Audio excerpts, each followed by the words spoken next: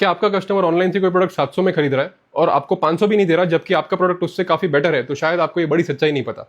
आपके कपड़े की रिटेल स्टोर में अगर आप बड़े ई कॉमर्स प्लेयर से compete करने की सोच भी रहे हो, तो आज ये वक्त बर्बाद करना बंद कर दो। ये कंपटीशन ही फंडामेंटली अनफेयर है, और अनफेयर इसलिए नहीं है क्योंकि वो बहुत बड़े लोग हैं, अनफेयर इसलिए है कि आपका ओपोनेंट कस्टमर एक्वायर करने के लिए अपना पूरा पैसा दाव पर लगाने के लिए तैयार है, जो आप करने की सोच भी नहीं सकते। और सच बताऊं तो सोचना भी नहीं चाहिए।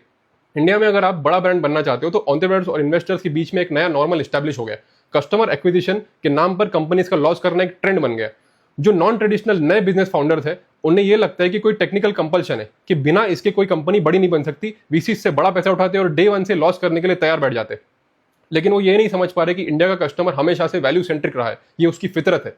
आप चाहे कितना भी पैसा जलाओ, डिस्काउंट दो, ऑफर दो, कैशबैक दो, पैसों के नाम पर, पैसों के दम पर आप अपना लॉयल कस्टमर बेस नहीं बना सकते। ये सिर्फ एक भ्रम है जो बहुत महंगा पड़ता है। इंडिया में कस्टमर रेगुलरली प्लेटफॉर्म स्विच करते हैं जहां आज बेटर डील मिल रही हो। आज आपके पास बेटर डिस्काउंट है, वो आपके पास आएंगे, कल किसी और के पास बेटर ऑफर होगा, वो वहां चले जाएंगे। इसमें कस्टमर की कोई गलती नहीं है, आपने जो फाउंडेशन रखी वही गलत थी। आपने उसे प्राइस से जीता था और आप प्राइस से ही हारोगे। सोच ये है कि आज लॉस में बेचो, कस्टमर को आदत डालो, लेकिन कल जब आपका कमाने का वक्त आएगा तो क्या आपके पास वो आएगा? बिल्कुल नहीं, क्योंकि कोई नया प्लेयर तब खड़ा होगा फ्रेश वीसी फंडिंग के साथ में। अब वो एक्जैक्टली वही करेगा जो आपने पहले किया था, कस्टमर एक्विजिशन के नाम पर लॉस में बेचेगा। अब आपको बिजनेस चलाना है, माल भी बेचना है, और वो भी उसी प्राइस पे जिस पे आपने लोगों को आदत डाली है। तो मजबूरी में अब वो भरपाई आपका प्रोडक्ट क्वालिटी करता है। जो ब्रांड अपनी फाउंडिंग स्टोरी में क्वालिटी और वैल्यू का प्रॉमिस करता था, वो सिर्फ मार्केटिंग कॉपी बन जाती है। एथिक्स और प्रॉमिस दोनों बेमतलब के बन जाते हैं। आप इनका पिछले 10 साल का क्यूमुलेटिव डेटा उठाकर देख लो, मैक्सिमम ई कॉमर्स ब्रांड ने लॉस ही किया है।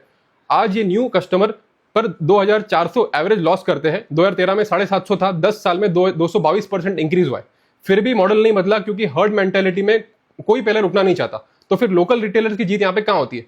सिर्फ सस्टेनेबल बिजनेस प्रैक्टिसेस आपको जेन्युइनली लॉयल कस्टमर्स दे सकती है, और जेन्युइनली लॉयल कस्टमर्स ही असली में प्रॉफिटेबल होता है। ये जो नुकसान बड़े ऑनलाइन ब्रांड सोच समझकर जानबूझकर कर रहे हैं, वही आप भी लोकल कंपटीशन के चक्कर में लोअर लॉस मार्जिन पर कर रहे हैं, बिना खर्चों का पूरा हिसाब लगाकर। जब तक आप कस्टमर को खुद नुकसान उठाकर संतुष्ट करते रहोगे, तब तक आपका वो एसेट नहीं, लायबिलिटी रहेगा। प्राइस एडिक्शन एक ड्रग की तरह है, जो आज आपने दी लेकिन कल वो कोई और भी दे सकता है। इसीलिए बोलता हूं, फाउंडेशन सही रखो, बाकी सब अपने आप ठीक हो जाएगा।